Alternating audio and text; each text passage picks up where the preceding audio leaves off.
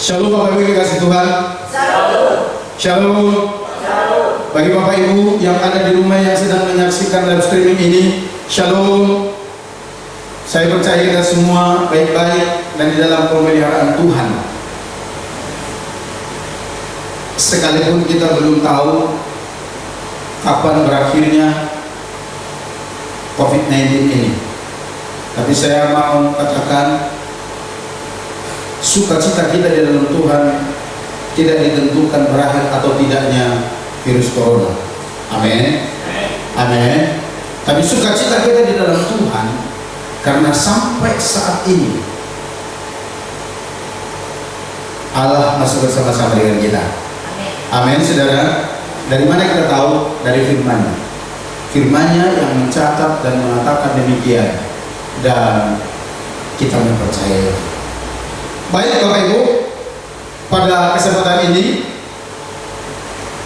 di dalam perayaan Jumat Agung ini atau di hari raya spesial ini, di mana kita masih diberi Tuhan kesempatan untuk memperingati hari kematian Tuhan kita Yesus Kristus di kayu salib, dan bukan hanya kita, tapi setiap gereja Tuhan di segala abad memperingati hari kematian Tuhan Yesus Kristus. Bapak Ibu, pada saat ini tema renungan kita di hari kematian Tuhan Yesus ini, yaitu kematian Yesus adalah kematian orang terkutuk. Saya mau berbicara ini kepada kita. Alkitab berkata, Dia adalah Tuhan bagi kita. Alkitab berkata, Dia adalah juru selamat kita dan datangnya dari surga. Dan di dalam kitab Ibrani dikatakan, Dia sama seperti kita, tapi bedanya Dia tidak pernah melakukan dosa. Saya ulang sekali lagi, kitab Ibrani berkata Dia sama seperti kita yang dapat merasakan apa yang sedang kita rasakan, dan juga hari-hari ini Dia merasakannya juga. Cuman bedanya Dia tidak pernah melakukan dosa. Dicobai, ya, tapi Dia tidak jatuh ke dalam pencobaan itu sehingga Dia tidak pernah melakukan dosa. Tapi kok kematiannya sebagai orang terkutuk ya? Bapak Ibu, kematian Yesus kok kematian sebagai orang terkutuk, padahal Dia adalah pribadi yang kudus, yang suci, yang tidak berdosa. Tapi kok kematiannya sepertinya sadis sekali, bahkan dikatakan sebagai kematian orang terkutuk. Saudara, di dalam Alkitab kita dikatakan, nanti Bapak Ibu boleh cari dalam kitab Ulangan pasal 21 ayat 23 kalau saya tidak salah, dikatakan di sana demikian, orang yang mati tergantung di atas kayu salib itu adalah orang-orang terkutuk. Jadi ketika Yesus mati di kayu salib itu, Dia digolongkan atau disetarakan kepada orang-orang yang mati sebagai orang terkutuk. Oh, ini menarik untuk dibicarakan. Ini menarik. Itu sebabnya pada saat ini Bapak Ibu, kita mau bicara tentang hal ini. Kita mau lihat dulu kenapa Yesus ini mati sebagai orang terkutuk. Kita lihat dari tulisan Rasul Paulus oleh ilham Roh Kudus kepada jemaat di Galatia. Kita lihat di Galatia pasal yang ketiga. Galatia pasal yang ketiga ayat 13 dan 14, atau mungkin dari ayat 12 saja. 3 ayat. Mulai dari ayat 12. Ayat ini cuma 3 ayat saja. Kita akan baca bersama-sama secara perlahan-lahan. Pada hitungan ketiga kita akan baca bersama-sama. 1, 2, 3. Ya, tetapi dasar hukum Taurat bukanlah iman, melainkan siapa yang melakukannya akan hidup karenanya. Ayat 13. Kristus telah menebus kita dari kutuk hukum Taurat dengan jalan menjadi kutuk karena kita, sebab ada tertulis, terkutuklah orang yang digantung pada kayu salib. Ayat yang ke-14, Yesus Kristus telah membuat ini supaya di dalam Dia berkat Abraham sampai kepada bangsa-bangsa lain, sehingga oleh iman kita menerima roh yang telah dijanjikan itu. Percaya, katakan amin. Bapak Ibu, saudaraku sekalian dikasih oleh Tuhan, dari ayat-ayat yang kita baca ini kita akan melihat beberapa hal tentang mengapa Yesus harus mati sebagai orang terkutuk. Yang pertama, Bapak Ibu, untuk menebus kita dari kutuk hukum Taurat. Yesus mati di kayu salib sebagai orang terkutuk atau digolongkan, disetarakan dengan orang-orang terkutuk. Tujuannya untuk menebus kita dari kutuk atau kutukan hukum Taurat. Di dalam ayat 13 tadi dikatakan demikian, Kristus telah menebus kita dari kutuk hukum Taurat dengan jalan menjadi kutuk karena kita, sebab ada tertulis, terkutuklah orang yang digantung pada kayu salib. Dikatakan, saudaraku, bahwa Yesus Kristus telah mati di kayu salib untuk menebus kita dari kutuk atau kutukan hukum Taurat. Bapak Ibu, pertanyaannya begini, apa sih kutuk atau kutukan hukum Taurat itu? Bapak Ibu, saya pelajari beberapa literatur. Tentu ini semua bermuara kepada Alkitab. Dikatakan demikian. Yang pertama yang dikatakan kutukan itu adalah ucapan yang keluar dari mulut seseorang yang menginginkan kerugian atau kecelakaan orang lain. Nanti saudara lihat di dalam Ayub 31-30, Kejadian 12 ayat 3. Jadi kutukan itu adalah kalimat atau perkataan yang keluar dari mulut seseorang yang menginginkan orang lain tersebut itu mengalami kerugian atau kemalangan. Itu adalah kutukan. Kalau mungkin bahasa kerennya sekarang sama dengan sumpah serapah. Bapak Ibu pernah dengar orang menyumpahi orang lain, mengutukinya? Itu masuk kepada kategori kutukan itu. Nah, kalau kutuk dikatakan, Bapak Ibu, bagian kedua di sini adalah penghukuman Allah atas dosa. Kalau kutuk berhubungan dengan Tuhan, dikatakan di dalam Alkitab penghukuman Allah atas dosa. Itu yang kedua. Lalu yang ketiga dikatakan kutuk itu atau orang terkutuk itu adalah orang yang menderita akibat dosa karena penghakiman Allah. Orang yang menderita karena dosa-dosa karena mereka melanggar hukum Allah. Jadi intinya begini, apa sih kutuk? Kalau dihubungkan dengan Alkitab, kutuk itu Bapak Ibu sebuah konsekuensi yang datang dari Tuhan yang melanggar perintah-perintah Tuhan. Itulah kutuk. Lalu kalau dikatakan kutuk hukum Taurat, seperti apa maksudnya?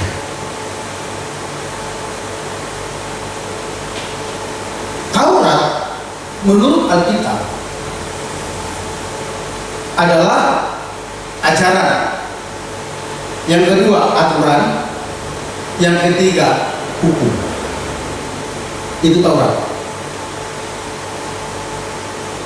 Tuhan memberikan Taurat kepada bangsa Israel setelah mereka keluar dari Mesir. Jadi Taurat itu Bapak Ibu sebenarnya jangan selalu dipandang dengan hal negatif. Tidak demikian. Karena Taurat yang merupakan ajaran, aturan dan hukum diberikan Tuhan kepada bangsa Israel pada waktu itu bukan sebagai aturan supaya mereka selamat, bukan. Tapi Taurat itu diberikan kepada bangsa Israel adalah sarana untuk menjagai hidup mereka, untuk memagari hidup mereka dari sebuah berkat perjanjian yang telah Tuhan berikan kepada mereka. Jadi hukum Taurat itu sebagai pagar, oleh kitab Galatia dikatakan sebagai pembimbing, sebagai pengawas, sebagai penuntun bagi kehidupan. Apa iya Pak? Iya. Kalau kita belajar historisnya begitu. Dari mana saya berani berkata seperti itu? Perhatikan Bapak Ibu. Karena pemberian Taurat dengan penyelamatan bangsa Israel itu duluan penyelamatan. Duluan. Ketika di malam Paskah itu di Mesir, Allah berpesan kepada Musa, suruh mereka semua di dalam rumah dan laburi atas pintu dengan darah anak domba itu, karena malam ini malaikat maut akan lewat. Setiap ambang pintu yang diolesi oleh darah itu akan dilewati oleh malaikat maut itu. Sehingga bangsa Israel yang ambang pintunya itu terolesi oleh darah anak domba, mereka dilewati malaikat maut. Itu sebabnya semua anak sulung yang ada di Mesir, mulai dari manusia sampai hewan, mati terbunuh semua malam itu. Dan itulah terakhir yang Tuhan lakukan di Mesir untuk membawa umatnya ini keluar dari tanah Mesir. Mereka dikeluarkan dari perbudakan. Lalu kemudian setelah mereka dalam perjalanan ada di pinggir Laut Teberau, kembali Tuhan menyelamatkan mereka di sana tanpa syarat. Waktu itu bangsa Israel menangis dan berseru-seru kepada Tuhan karena mereka mau maju melangkah, di depan mereka terbentang Laut Teberau. Di belakang tentara Mesir sudah datang mengejar. Lalu mereka berteriak-teriak, mereka berseru-seru, mereka datang kepada Musa, bagaimana ini, seperti apa keadaan kita? Dan Musa datang berseru kepada Tuhan. Tuhan katakan demikian, jangan takut. Kalau saudara nanti perhatikan dalam Keluaran 14 dikatakan, katakan kepada bangsa ini supaya mereka tenang, sebab aku yang berperang untuk mereka, sementara mereka akan diam saja. Dan Tuhan berbicara kepada Musa supaya Musa mengulurkan tongkatnya ke Laut Teberau. Kemudian laut itu terbelah dan bangsa Israel berjalan di tengah laut itu. Alkitab berkata di atas tanah kering, bukan di becek-becek, tapi di atas tanah kering. Artinya apa Bapak Ibu? Tuhan membawa bangsa Israel ini keluar dari Mesir, dari tanah perbudakan itu oleh karena sebuah janji dengan Abraham di mana bangsa ini akan menjadi bangsa pilihan Tuhan. Nah, ketika mereka dibawa keluar dari Mesir, lalu dibawa keluar menyeberang Laut Teberau, mereka sampai di padang gurun. Kalau saudara ikuti nanti jalan ceritanya di Gunung Sinai, Tuhan kembali berbicara dengan Musa tentang bangsa itu, bahwa Tuhan akan menjadikan bangsa ini sebagai umat pilihan baginya. Atas dasar pilihan itulah, saya ulang, atas dasar pilihan itulah Taurat itu dulu. Jadi Tuhan mau katakan demikian, Tuhan memberikan Taurat itu bukan supaya begini, kalau kamu berhasil melakukan hukum Taurat ini kamu selamat, bukan itu. Tetapi tujuan Taurat diberikan untuk memagari orang Israel yang telah keluar dari perbudakan ini, yang telah dipilih dari sekian bangsa yang menjadi umat pilihannya, untuk memelihara mereka supaya mereka memiliki sikap hidup yang berbeda dari bangsa-bangsa lain yang tidak mengenal Tuhan. Itu tujuan awal pemberian Taurat.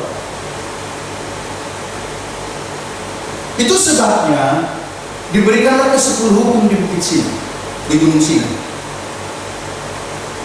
Tujuannya ingat, untuk memagari mereka. Bapak Ibu, itu sebenarnya, itu sebabnya maksud saya, bunyi ke-10 hukum itu sebenarnya bukan kalimat negatif. Jadi bukan begini, jangan mencuri, jangan membunuh, jangan berzina, jangan bersaksi. Bukan itu sebenarnya. Kalau dari teks aslinya itu tidak begitu, tapi kalimatnya positif. Kira-kira terjemahan bebasnya begini: karena kamu telah menjadi umatku, maka seharusnya kamu tidak berzina. Kenapa? Karena kehidupan orang-orang mengenal Tuhan bukan hidup berzina. Karena kamu umatku, karena kamu pilihanku, seharusnya kamu tidak mencuri. Karena gaya hidup orang yang hidup di dalam Tuhan, ya bukan mencuri. Karena kamu telah menjadi umatku, seharusnya kamu tidak membunuh. Itu isi perintah itu. Bukan jangan membunuh, jangan berzina dan segala macam, bukan itu. Jadi Bapak Ibu, dari sejak awal pemberian hukum Taurat ini, tidak ada nada-nada negatif di sana. Tuhan berikan itu untuk mengawasi hidup orang-orang Israel, supaya mereka tetap bisa hidup seperti yang Tuhan maksud. Tapi manakala mereka melanggar, perhatikan, manakala mereka melanggar dari aturan yang Tuhan sudah berikan itu, yang Tuhan sudah buat itu, sebagai jati diri mereka di dalam Tuhan, ada konsekuensinya. Apa itu? Mereka harus mengadakan penebusan salah, penebusan dosa, keselamatan, pendamaian. Itu sebabnya Bapak Ibu baca di kitab-kitab Taurat, khususnya mulai dari Keluaran sampai kitab Ulangan, di sana dijelaskan itu. Kenapa mereka harus mempersembahkan domba? Kenapa mereka harus mempersembahkan lembu? Bahkan yang tidak mampu dikatakan boleh membawa burung pengukur, boleh membawa tepung. Itu oleh karena apa? Oleh karena mereka melanggar. Itu loh saudara. Oleh karena mereka melanggar aturan-aturan Tuhan, supaya hidup mereka dipulihkan, dikembalikan kepada posisi status sebagai anak Allah, status sebagai milik Allah. Mereka harus lakukan hukum-hukum seremonial itu. Tapi bukan berarti mereka lakukan ini supaya mereka selamat, bukan itu. Amin saudara. Amin. Jadi tujuannya harus bisa lakukan ini baru selamat, tidak. Itu pagar bagi mereka. Artinya kamu sebagai umat pilihan Tuhan, kamu tidak selayaknya bersikap seperti ini. Kalau kamu berkata bahwa kamu milikku, tidak seharusnya kamu menyembah berhala. Itu sebenarnya. Kalau kamu berkata bahwa kamu milikku, kamu harus mengingat hari Sabat, di mana hari itu hari persekutuan dengan saya. Itu bunyinya sebenarnya sebagai umat pilihan Tuhan. Tapi manakala mereka gagal, Tuhan menyediakan wadah untuk mereka bisa dipulihkan melalui persembahan-persembahan itu. Kalau seperti ini kan keren Bapak Ibu pengertiannya. Dan kalau kita korelasikan itu kepada apa yang dikatakan oleh Rasul Yohanes di dalam 1 Yohanes pasal 5, dikatakan demikian, saudara. Kalaupun kamu berdosa, ingat ada Yesus Kristus di surga sebagai pengantara antara kita dengan Allah, yang jauh lebih besar daripada dosa dan pelanggaran. Yesus menjadi sarana pengampunan bagi kita, sama seperti korban-korban persembahan pada waktu itu yang masih bayangan sifatnya, menjadi sarana pendamaian dengan Bapa di surga atas dosa-dosa yang dilakukan umat pilihan. Tapi Bapak Ibu, memang ada di sana konsekuensi-konsekuensi ketegasan. Seperti apa itu? Manakala mereka tidak mampu menuruti tuntutan-tuntutan, atau ketika mereka tidak mampu mengikuti tuntutan-tuntutan hukum Taurat yang diberikan Allah sebagai pemulihan mereka, mereka akan mendapat ganjaran. Itulah yang disebut kutuk itu. Itu yang disebut kutuk itu. Dan ternyata Bapak Ibu, setelah Allah memperhatikan Sekalipun mereka berstatus sebagai umat pilihan, melakukan kesalahan, Tuhan siapkan wadahnya untuk mereka bisa berbalik kepada Tuhan dengan hukum-hukum, aturan-aturan, ajaran-ajaran yang diberikan, cara-cara hidup. Mayoritas dari mereka, bahkan dari kita, tidak mampu memenuhinya untuk kita bisa kembali kepada status kita sebagai umat Allah. Itu sebabnya melalui kematian Yesus Kristus di kayu salib dikatakan Yesus menebus kita dari kutuk itu. Artinya apa? Artinya begini Bapak Ibu. Ketika Yesus mati di kayu salib dan dikatakan sebagai korban anak domba Allah, itu merupakan penggenapan dari persembahan-persembahan sepanjang perjanjian lama yang merupakan bayangan kedatangan Yesus yang akan disembelih sebagai anak domba Allah. Setelah itu tidak ada lagi korban. Di dalam kitab Ibrani dikatakan demikian. Yesus itu mati sekali untuk selama-lamanya.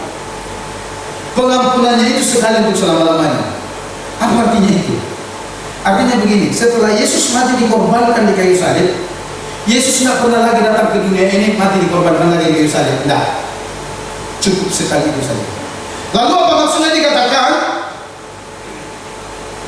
pengampunannya itu sekali untuk selama-lamanya? Ketika Yesus berkata di kayu salib, sudah selesai, dosa saudara dan saya sudah diselesaikan. Amin. Berlaku untuk selamanya, artinya itu seperti apa? Apakah kalau kita berdosa lagi itu berlaku? Tunggu dulu. Yang Yesus maksudkan itu begini, ketika dia mati di kayu salib sekali selama-lamanya, mengampuni sekali selama-lamanya, kematiannya itu mengampuni kita, dan setelah saat itu ada tersedia pengampunan secara terus-menerus untuk saudara dan saya. Manakala saudara jatuh lagi di dalam dosa, itu loh maksudnya. Sampai di sini dulu, kira-kira bisa nangkap, bisa mengerti? Jadi bukan berarti begini. Begitu kita di dalam Tuhan, sudah bertobat, minta ampun kepada Tuhan, lalu jatuh lagi ke dalam dosa, tidak perlu minta ampun lagi, tidak perlu, bukan itu maksudnya. Tapi yang dimaksud sekali untuk selama-lamanya itu, sekali Yesus mengampunimu, sampai seterusnya tersedia pengampunan bagi orang-orang yang mau datang minta ampun kepadanya. Dia tidak perlu lagi naik ke kayu salib, itu maksudnya. Cukup kali itu, dan itu berlaku selamanya. Amin. Itulah yang dilakukan Yesus. Kenapa Bapak Ibu? Sebab kalau itu tidak dilakukan, kalau dia tidak menebus kita dari sana, Bapak Ibu bayangkan, ada begitu banyak orang yang tidak bisa kembali kepada jati dirinya, statusnya sebagai pilihan Allah, sebagai anak Allah. Kenapa? Karena tidak semua orang punya kemampuan untuk menebus dosa dengan cara yang begitu. Tapi di dalam perjanjian baru, oleh korban grafiran Yesus di kayu salib, ketika orang berdosa, ketika orang salah, ketika orang melakukan pelanggaran, orang itu cukup datang dan memandang kepada Yesus yang tersalib itu dan mengakui semua dosa-dosanya, minta ampun kepada Tuhan. Maka kita berkata, sekalipun dosa memerah seperti kabus, akan diputihkan menjadi seperti salju.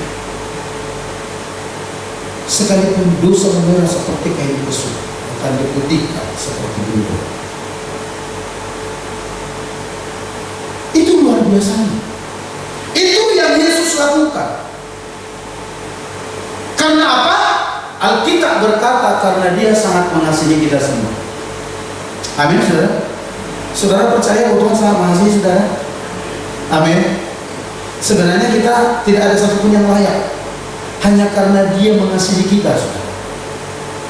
Hanya karena Dia mengasihi kita. Saudara tahu, kasih Allah itu tak terukur, tinggi, rendah, panjang dan lebarnya. Tidak terukur, tidak terduga oleh pikiran manusia, kata Rasul Paulus dalam Efesus pasal 3. Tidak terukur, tak terselami. Saya sangat terharu, saya sangat bangga Bahkan di dalam kitab Yeskiel, Tuhan berkata demikian kepada Nabi Yeskiel. Nabi Yeskiel, sampaikan kepada bangsa itu bahwa aku tidak berkenan terhadap kematian orang jahat. Saudaraku mengerti artinya tidak berkenan? Artinya tidak berkenan itu tidak sunyi. Artinya tidak berkenan itu enggak suka. Artinya Tuhan katakan demikian, aku enggak suka, aku enggak senang kalau orang-orang jahat itu mati. Aku enggak senang, aku enggak suka itu. Yang aku mau, kata Tuhan dalam kitab Yeskiel, pertobatan mereka. Yang aku inginkan mereka berbalik dari jalannya yang jahat. Itu sebabnya di dalam 2 Petrus pasal 3 ayat 9 dikatakan demikian. Tuhan itu tidak lalai menepati janjinya. Sekalipun ada orang berkata bahwa Tuhan itu terlambat, ada orang berkata orang Kristen itu omong besar, dari dulu ngomong bahwa Tuhan akan datang segera, tapi sampai sekarang tidak ada datang-datangnya. Saudara dengar baik, Alkitab berkata Tuhan tidak lalai menepati janjinya. Enggak. Tapi dikatakan demikian, dia sabar karena dia sampai hari ini masih menunggu, masih menantikan supaya setiap orang datang berbalik bertobat kepadanya sehingga memperoleh kehidupan yang kekal. Jadi kalau sampai pada saat ini Yesus belum datang kedua kali, ya benar. Bukan karena Tuhan menunda-nunda waktu, bukan.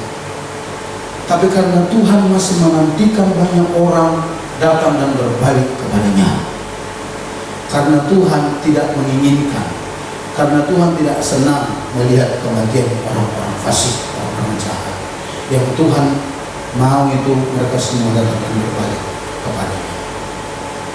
Jadi saudara, kenapa Yesus ini mati sebagai orang yang terkutuk untuk menebus kita dari kutuk hukum Taurat? Kira-kira kalau sistem diperlakukan seperti yang di perjanjian lama ini, kira-kira saudara mampu nggak? Setiap kali saudara melakukan dosa, ambil kambing domba, besok melakukan lagi, cari lagi domba, bangkrut perusahaan saudara. Betul. Kita bersyukur kepada Tuhan kita. Kita bersyukur kepada Yesus oleh karena kebaikan hatinya. Sekalipun itu bersifat pagar tadinya, tapi ketika orang tidak berhasil melakukan itu, dia bisa loss dia dari statusnya sebagai pilihan Allah. Lalu datang Yesus. Dia pun datangkan sebenarnya saudara pun menggenapi janji. Nanti saudara baca dalam Galatia pasal 3 sampai seterusnya itu, sebelum Taurat itu diberi sudah ada perjanjian Tuhan bahwa dia akan mendatangkan penyelamat. Siapa itu? Yesus. Ketika dia mati di kayu salib itu, Alkitab berkata tabir baik Allah terjadi. Tidak ada lagi pembatas-pembatas antara kita dengan Tuhan. Hati kita yang kita bawa kepadanya. Dan saudara, kita semua bisa langsung berkomunikasi kepada Tuhan oleh karena korban Yesus Kristus di kayu salib. Jadi saudaraku, saya tekankan sekali lagi, saya ingatkan, mengapa Yesus ini mati sebagai orang terkutuk di kayu salib untuk menebus kita dari kutukan hukum Taurat itu. Karena memang ada kutukan di dalam hukum Taurat. Kutukannya apa? Manakala kita melakukan pelanggaran dan kita tidak bisa menunaikan atau memenuhi tuntutan-tuntutan seperti apa yang dibuat dalam hukum-hukum seperti hukum-hukum ibadah itu, mereka dulu, nah kita akan ada di bawah hukum itu. Tapi syukur kepada Yesus, dia datang untuk menebus kita dari sana. Yang kedua, mengapa Yesus harus mati sebagai orang terkutuk? Di dalam ayat 14 bagian A dikatakan demikian, Yesus Kristus telah membuat ini supaya di dalam dia berkat Abraham sampai kepada bangsa-bangsa lain. Yang kedua, saudaraku, supaya berkat Abraham sampai kepada kita. Kok kepada kita, Pak? Iya, karena kita bangsa lain. Saudara bukan bangsa Yahudi. Amin. Amin. Sekalipun baru-baru ini ada orang berkata, saya tonton di YouTube-nya, orang Batak itu adalah suku Yahudi yang terhilang. Itu boleh saja gitu. Tapi saya tidak tahu apakah dulu orang-orang Yahudi itu ada hidungnya kayak hidung orang-orang Batak sekarang ini, kayak jambu air dibelah dua itu. Nah itu boleh aja ngomong seperti itu. Tapi yang jelas saya mau katakan demikian. Ketika Yesus mati di kayu salib sebagai orang terkutuk, Alkitab berkata, dia melakukan itu supaya berkat Abraham itu sampai kepada bangsa-bangsa lain, termasuk kita. Bangsa lain itu artinya begini, di luar orang Yahudi, di luar bangsa Israel, supaya kepada mereka sampai berkat yang ada pada Bapak Abraham itu. Bapak Ibu, kalau kita belajar dari Alkitab, apa sih berkat yang ada sama Bapak Abraham? Secara umum Bapak Ibu, saya lihat ada 3, di mana pernah Tuhan mengikat perjanjian dengan Bapak Abraham tentang berkat-berkat. Pertama, saudaraku, nanti Bapak Ibu lihat di dalam Kejadian 12, ya, Kejadian 12 ayat 1 sampai 2 itu, di sana Tuhan menjanjikan bahwa Abraham ini melalui keturunannya semua bangsa di muka bumi akan beroleh berkat. Siapa yang dimaksud keturunan Abraham itu? Coba kita lihat ayat 16, Galatia pasal 3:16. Dikatakan demikian. Adapun kepada Abraham diucapkan segala janji itu dan kepada keturunannya. Tidak dikatakan kepada keturunan-keturunannya, seolah-olah dimaksud banyak orang, tetapi hanya satu orang, dan kepada keturunanmu, yaitu Kristus. Jadi ternyata ketika Allah menjalin hubungan atau bukan menjalin hubungan, ketika Allah dengan Abraham membuat perjanjian yang dikatakan oleh keturunanmu bangsa-bangsa akan memperoleh berkat, itu ada di dalam Yesus. Amin. Bukan dari keturunan yang lain, bukan dari keturunan anak hamba itu. Nanti saudara baca seterusnya, tidak ada pasal 4. Tapi dari anak perjanjian. Siapa itu? Yesus Kristus.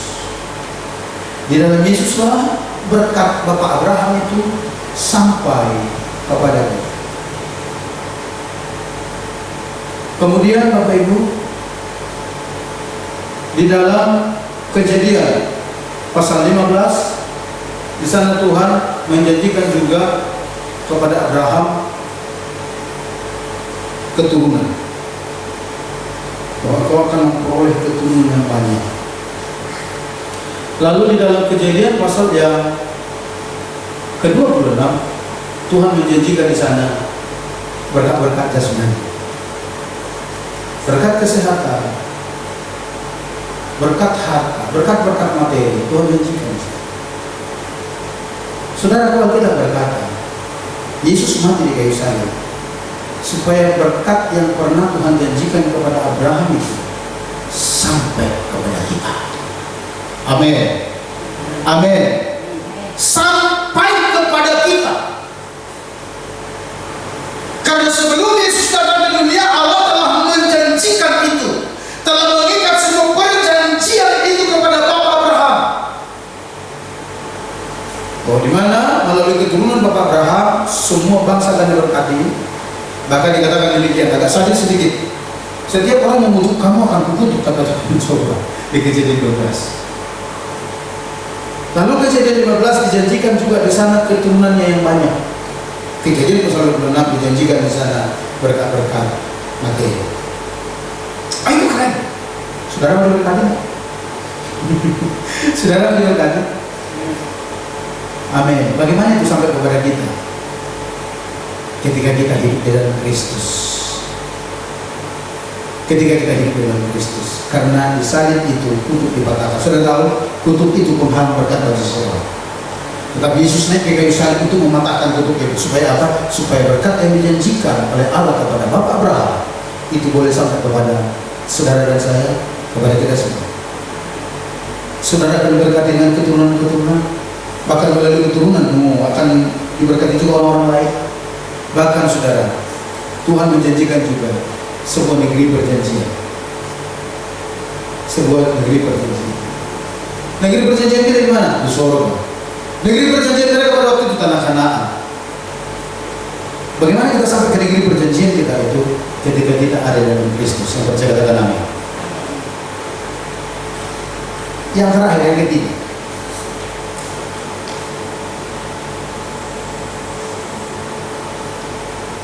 Yang ketiga kita lihat, mengapa Yesus harus mati di kayu salib sebagai orang terkutuk?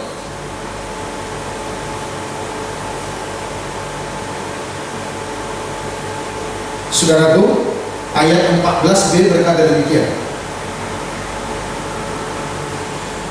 Sehingga oleh iman kita menerima roh yang telah dijanjikan itu. Jadi mengapa Yesus mati di kayu salib sebagai orang terkutuk?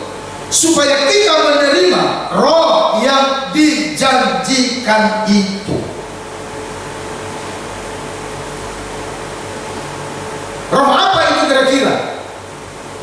Alkitab berkata Roh Kudus. Bagaimana caranya itu bisa kita terima? Alkitab berkata, ketika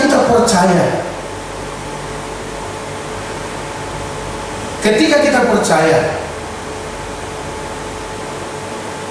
kepada firman Allah dan kepada Yesus Kristus sebagai Tuhan dan Selamat kita, Roh itu dimateraikan dalam hati kita. Boleh dibuka ayat ini? Kita lihat sebentar. Efesus 1:13.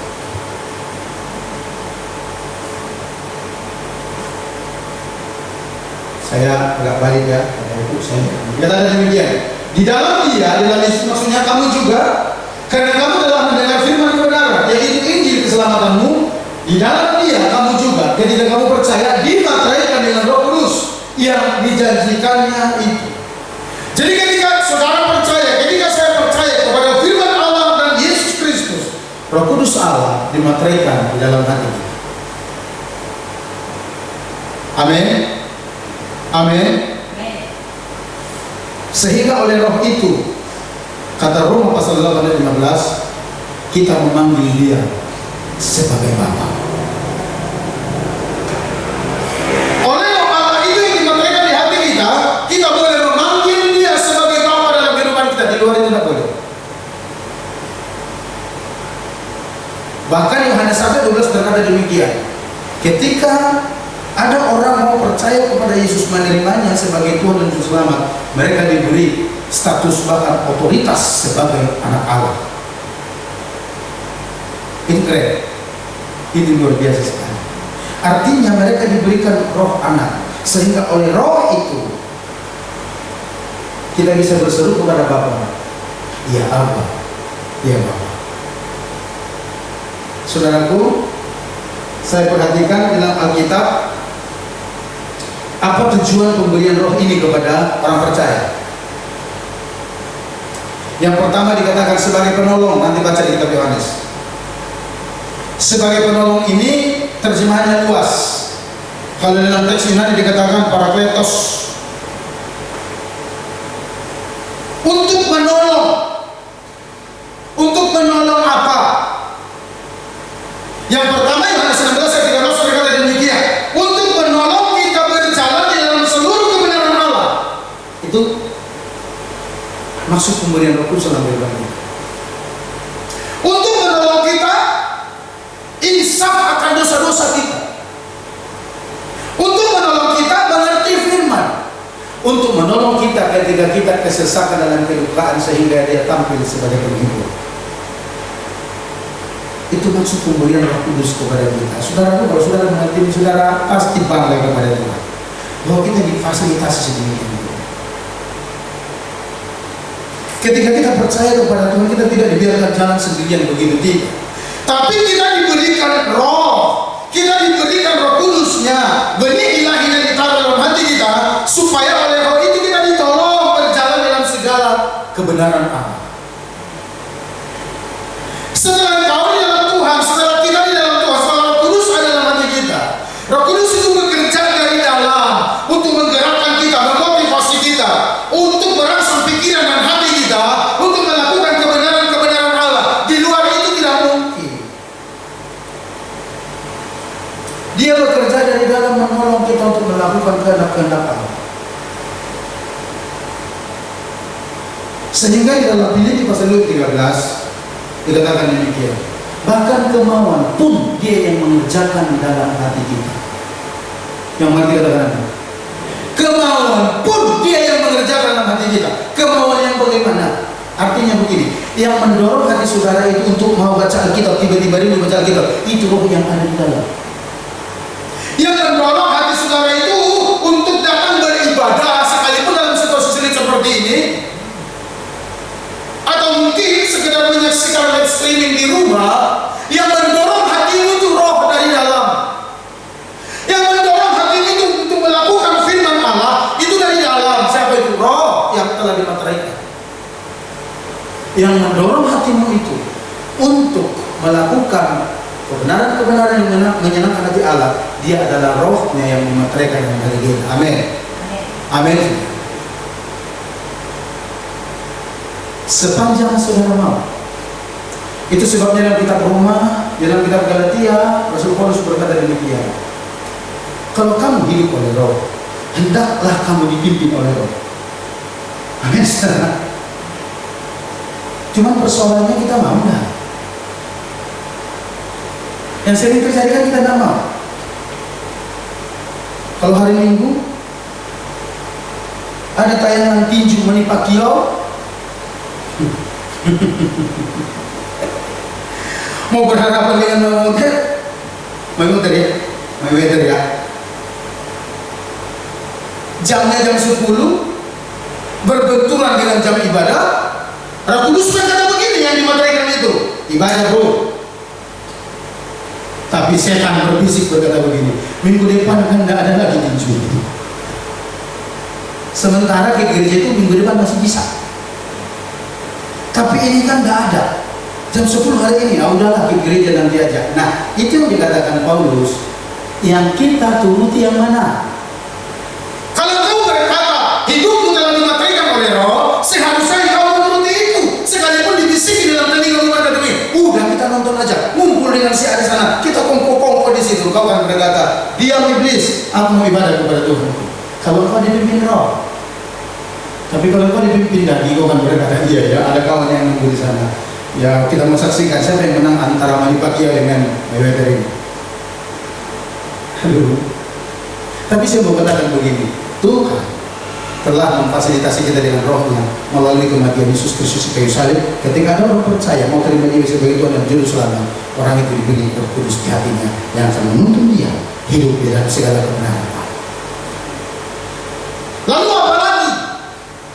Roh Kudus itu sebagai jaminan bagi kita.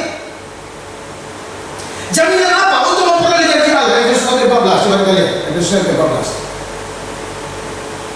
Efesus 1 ayat 14. Dikatakan demikian. Dan Roh Kudus itu adalah jaminan bagi kita sampai kita memperoleh seluruhnya, yaitu penebusan yang menjadikan kita milik Allah untuk memuji kemuliaan. Perhatikan, dan Roh Kudus itu adalah jaminan bagian kita sampai kita memperoleh seluruhnya. Memperoleh apa? Janji Allah. Sampai kita ketemu dengan Dia. Roh Kudus yang menjadi jaminan kita. Kenapa? Karena Roh Kudus dimateraikan dalam hati kita itu sebagai tanda kepemilikan. Sebagai tanda kepemilikan. Sudah tahu dimateraikan itu dicap. Beberapa hari yang lalu, dalam kepentingan studi, saya mengunjungi sebuah perpustakaan. Dulu juga sebenarnya saya pernah berkunjung di perpustakaan daerah di Kudus itu. Saudaraku, setiap buku yang saya lihat di sana ada cap dari institusi, milik STTI, milik perpustakaan daerah Kudus itu. Saudara, kalau seandainya buku itu tercecer di jalan, saya temukan, saya akan tahu itu milik siapa. Karena apa? Ada capnya di sini. Amin. Amin. Dan kalau saya berbaik hati, saya akan antar ke sana, saya kembalikan. Bapak Ibu, ini buku tercecer di jalan, saya temukan, saya lihat dari capnya ini milik Bapak Ibu. Artinya sih. Nah, Roh Kudus itu diberikan kepada kita sebagai tanda kepemilikan sekaligus menjadi jaminan bagi kita. Karena dikatakan dalam Roma 8:15 itu, hanya oleh roh itu kita bisa berseru kepada Dia, ya Aba, ya Bapa. Akan banyak orang berseru kepada Tuhan, tapi hanya orang yang memiliki Roh Kudus ini yang akan memiliki akses ke sana. Karena apa? Ayo saudara. Karena apa? Karena roh itu diberikan kepada kita sebagai jaminan. Ketika Allah melihat kita, ketika kita berseru berteriak kepada ada Roh Kudus di hati kita, dia berkata, oh ini anakku. Oleh Roh Kudus yang ada di hati kita yang dimateraikan itu menjadi jaminan bagi kita untuk mendapatkan jawaban-jawaban doa dari Tuhan. Amin. Amin. Saudaraku, keren gak kematian Yesus di kayu salib ini?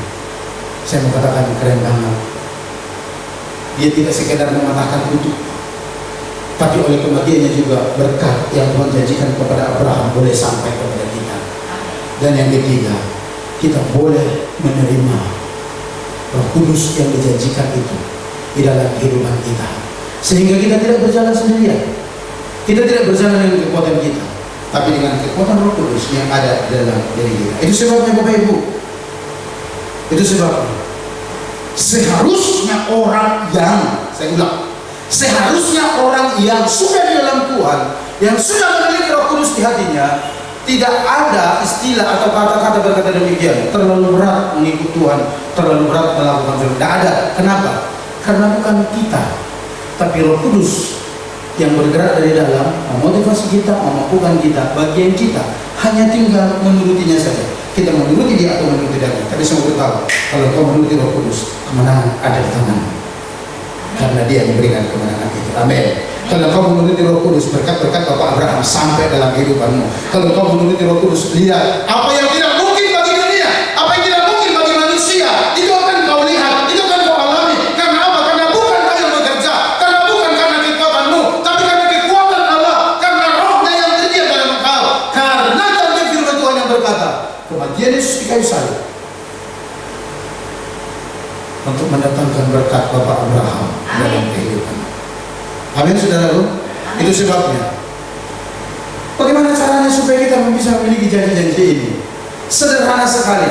Bagi Bapak Ibu yang belum percaya kepada Yesus sebagai Tuhan dan Juru Selamat, ini kesempatan yang terbaik.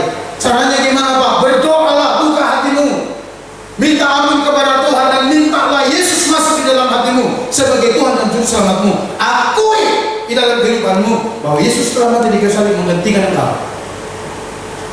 Maka kita berkata, engkau diselamatkan dan Roh Kudus dimateraikan dalam hatimu. Sekali lagi, saya mau sampaikan kepada kita pada saat ini, kalau kau berjalan dalam tuntunan Tuhan, kalau kau berjalan dalam tuntunan Roh Kudus, apa yang tidak mungkin bagi dunia, apa yang tidak bisa dilakukan dunia, manusia menolong kau bisa mengalami. Karena bagi Tuhan tidak ada perkara yang mustahil. Amin. Amin. Mari kita datang kepada Tuhan. Bapa, kami bersyukur kepadamu pada pagi menjelang siang ini buat firman-Mu dan rangka memperingati hari kematian anak Yesus Kristus, Tuhan dan Juru kami hidup. Firman-Mu berkata dia mati sebagai orang terkutuk untuk menebus kami dari kutuk hukum Taurat. Dia mati sebagai orang terkutuk supaya berkat Bapak Abraham sampai kepada kami. Dia mati sebagai orang terkutuk supaya kalau kami percaya kepada Yesus, kami menerima Roh Kudus itu oleh iman kami. Bapak, terima kasih.